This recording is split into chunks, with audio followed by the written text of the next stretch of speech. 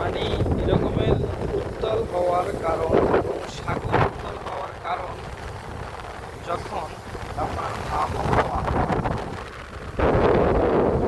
খারাপ হয় তখনই এক একটা পানির ঢেউ 5 থেকে 7 ফিট উচ্চতার ঢেউ আসতে পারে এবং আসে। দেখেন এই কত বড় বড় এক একটা, হয়তো বা আপনারা দূর থেকে দেখলে বুঝতে পারবেন না যে এত বড় বড় ঢেউ আসে।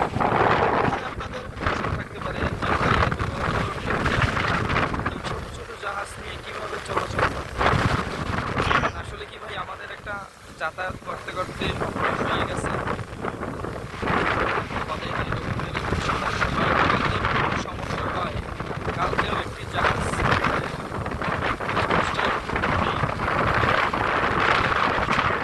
কারণে কিন্তু তলিয়ে গেছে। তো ওখানে ইনশাল্লাহ সব নাবিকগুলোই বেঁচে আছে বা মাছ ধরার ট্রলার তারা উদ্ধার করছে।